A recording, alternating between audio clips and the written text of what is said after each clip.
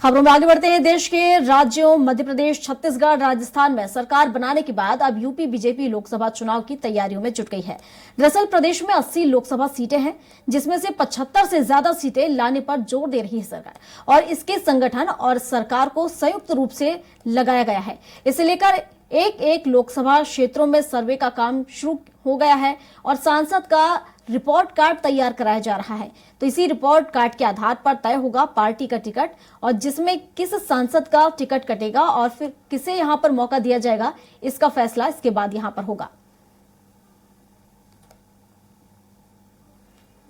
सांसद का report card तैयार किया जाएगा। आपको बता दें कि लोकसभा चुनाव की तैयारी में अब सरकार जुट चुकी है। जिस तरीके से 5 राज्यों में विधानसभा चुनाव थे, अब विधानसभा चुनाव खत्म हो चुके हैं। प्रचंड जीत यहां पर बीजेपी को मिली है और अब इसके बाद लोकसभा चुनाव की तैयारी में बीजेपी जुट चुकी है, और इसी को लेकर अब सांसदों के रिपोर्ट कार्ड यहां पर उसका सर्वे किया जाएगा। तो लोकसभा क्षेत्रों में सर्वे किया जा रहा है, रिपोर्ट कार्ड यहां पर सांसदों का तैयार किया जा रहा है, और इसके आधार पर ही पार्टी ये तय करेगी कि आखिर किस सांसद को यहां पर टिकट दिया जाए, किसका टिकट यहां पर काटा जाए। तो इसकी तैयारियां अब शुरू हो चुकी हैं। लोकसभा चुनाव की तैयारी में बीजेपी जुट चुकी है और इसी को लेकर अब प्रदेश में ज्यादा सीटें लाने पर जोर सरकार दे रही है। तो आपको बता दें कि 75 सीट लाने का लक्ष्य कहीं ना कहीं सरकार बनाकर चल रही है कि 75 सीट यहां पर लेकर आनी है। आपको बता दें कि 80 विधानसभा सीटें हैं इन प्रदेशों में, और इसी के तहत भाजपा ये तैयारी कर रही है कि 80 में से 75 सीटें वो लेकर आए। तो इसका लक्ष्य यहां पर रखा गया है 75 सीटों का, और इसी को देखते हुए तैयारी कर रही है। और पहले भी हमने जिस तरीके से देखा कि विधानसभा चुनाव में कई चौंकाने वाले फैसले किए हैं, तो इसमें भी ऐसा ही कुछ नजारा देखने को मिलेगा। और इस पर विस्तार से जानकारी के साथ उत्तर प्रदेश के संपादक राघवेंद्र त्रिपाठी जी हमारे साथ जुड़ चुके हैं। तो राघवेंद्र जी से ही जान लेते हैं। राघवेंद्र जी, लोकसभा चुनाव की तैयारी में बीजेपी जुट चुकी है और अब 75 प्लस का लक्ष्य कहीं ना कहीं बनाकर चल रही है। जी बिल्कुल प्रियंका जी, देखिए 3 राज्यों में जिस तरह सरकार बीजेपी ने बनाई है, एंटी इनकम्बेंसी के बाद भी मोदी के चेहरे पे चुनाव लड़ा और सरकार बनाई, वही प्रयोग अब उत्तर प्रदेश में फिर अपनाने जा रही है। चूंकि अब विधानसभा के चुनाव नहीं होने, अब सीधे लोकसभा के चुनाव में भारतीय जनता पार्टी जाने वाली है। हालांकि जनवरी में अयोध्या में राम मंदिर का उद्घाटन भी होना है, लेकिन इन सब मुद्दों के बाद भी एक सर्वे रिपोर्ट तैयार करा रही है पार्टी और सरकार दोनों मिलकर कि किस सांसद की क्या छवि है क्षेत्र में। इसके अलावा रिपोर्ट कार्ड में यह भी देखा जाता है वह किस बिरादरी का आते हैं, कितनी संख्या उस बिरादरी की उस लोकसभा क्षेत्र में है। इसके अलावा नाराजगी की वजह क्या है, क्योंकि हर लोकसभा क्षेत्र में कुछ न कुछ लोग नाराज होते हैं, तो उस नाराजगी की वजह भी तलाशी जाएगी और उसको बाकायदा सूचीबद्ध किया जाएगा। हालांकि उत्तर प्रदेश में जब 2019 में चुनाव हुए थे तो उसमें 64 सीटें भारतीय जनता पार्टी जीती थी। बाद में 2 उपचुनाव हुए तो उसमें से 2 सीटें और जीत गई, उनकी संख्या 66 सीटों की हो गई है। लेकिन अगर हम 2014 की बात करें तो 2014 में 73 सीटें भारतीय जनता पार्टी जीती थी, तो 2019 में सीटों में कमी आई थी, और भारतीय जनता पार्टी इस कमी को रोकने की कवायद में लगी हुई। चूंकि तीसरी बार का चुनाव है, वह जानते हैं कि उत्तर प्रदेश में 80 सीटें हैं। अगर उत्तर प्रदेश में हमारी छवि खराब होती है या संख्या बल कम होती है तो दिल्ली का रास्ता थोड़ा कठिन होगा। इसी नाते सारा दारोमदार उत्तर प्रदेश में है। अगर 75 प्लस सीटें जीतते हैं तो तय मानिए कि भारतीय जनता पार्टी केंद्र में आसानी से सरकार बनाने में कामयाब हो सकती है। इसी वजह से अभी से इसकी समीक्षा बैठक चल रही है, सबकी स्कैनिंग की जा रही है, सर्वे रिपोर्ट मंगाई जा रही है। इसमें विधायक की भी रिपोर्ट है, ब्लॉक स्तर के जो कार्यकर्ता उनकी रिपोर्ट है, जो बूथ स्तर के कार्यकर्ता उनसे भी रिपोर्ट मांगी गई है, यहां तक कि जो पन्ना प्रमुख है उनसे भी रिपोर्ट मांगी जा रही है। इसके अलावा यह भी देखा जा रहा है कि कौन से नेता जो भी सांसद हैं अपने क्षेत्र में कितने दिन उपलब्ध रहे। अगर लोकसभा का सत्र नहीं चल रहा तो उसके बाद क्या वह अपने क्षेत्र में रहते हैं या जिला मुख्यालयों पर डेरा जमाए बैठे रहते हैं। तो यह सब सारी रिपोर्ट तैयार की जा रही है। और उसके अलावा 12 से 13 सांसद ऐसे हैं जिनकी उम्र 75 पार होने वाली है, तो इन लोगों के टिकट तो कटने तय है, लेकिन ऐसे लोगों को भी टिकट काटने की तैयारी है जो क्षेत्र के प्रति उदासीन बने रहे और 2014-2019 में मोदी के नाम पर सांसद बने। तो कुल मिलाकर रिपोर्ट कार्ड तैयार करके सीधे प्रधानमंत्री और जेपी नड्डा को भेजी जाएगी ताकि समय रहते प्रत्याशियों का चयन किया जा सके। और जो फार्मूला मध्य प्रदेश में अपनाया गया कि कुछ सांसदों को मैदान में उतारकर विधानसभा का चुनाव लड़ाया गया, तो उसी फार्मूले के उलट अब कुछ विधायकों और कुछ मंत्रियों को सांसद बनाने की तैयारी है ताकि उनको चुनाव लड़ाया जा सके।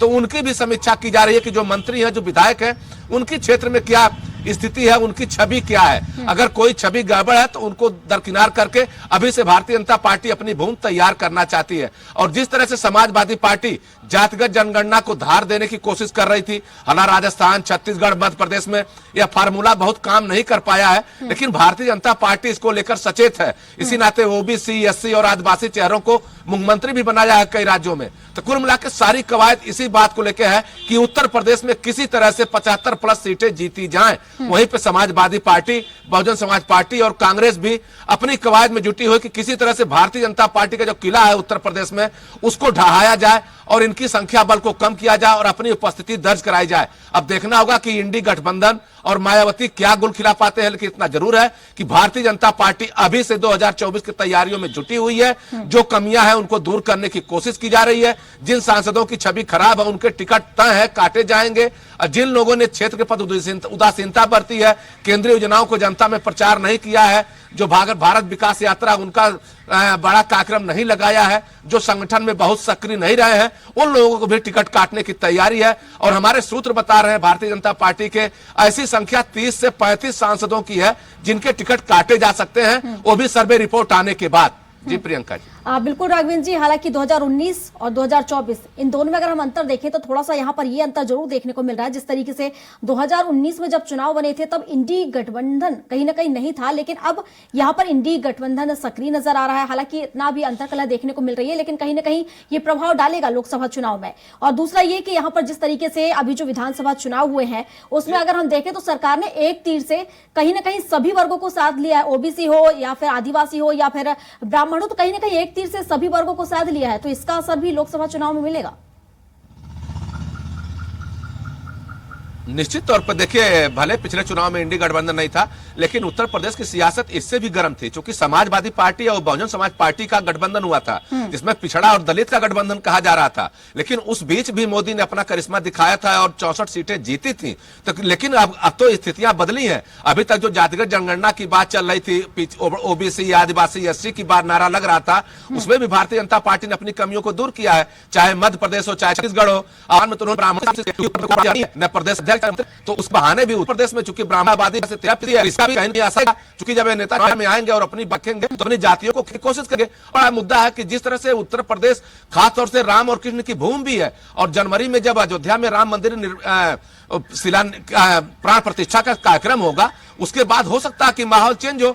विपक्ष इस पे क्या बयानबाजी करता है, सत्ता पक्ष से किस तरह भुनाती है, क्योंकि 1952 से भारतीय जनता पार्टी के चुनावी घोषणा पत्र में राम मंदिर का मुद्दा रहा है और उस मुद्दे से इतर उठने कभी बात भी नहीं की। अब जब मंदिर बन गया तो इस मुद्दों को लेकर भी जनता के बीच जाएगी। और प्रियंका, सबसे बड़ी बात है, जब मंदिर का उद्घाटन हो जाएगा तो वहां पे जो अक्षत पूजन किए जाएंगे, हर हिंदू के घर उसको पहुंचाया जाएगा। तो कहीं न कहीं धार्मिक जो एजेंडा है उसको भी भारतीय जनता पार्टी धार देती है। ऐसे में इसका परवान कितना चढ़ पाता है तो वक्त बताएगा, लेकिन इतना जरूर है कि उत्तर प्रदेश में विपक्षी दल भी ताल ठोक रहे हैं, चाहे अखिलेश यादव हो, चाहे मायावती हो, चाहे कांग्रेस पार्टी हो। कांग्रेस पार्टी भी सामाजिक एकता यात्रा निकाल रही है, सभी वर्गों के बीच जा रही है, अल्पसंख्यक समुदाय को अपने तरफ करने की कोशिश की जा रही है। बहुजन समाज पार्टी भी सर्जन हिताय सर्जन सुखाय का नारा दे रही है। अब देखना होगा इन सब के बीच में भारतीय जनता पार्टी अपने प्रदर्शन को कितना सुधार पाती है।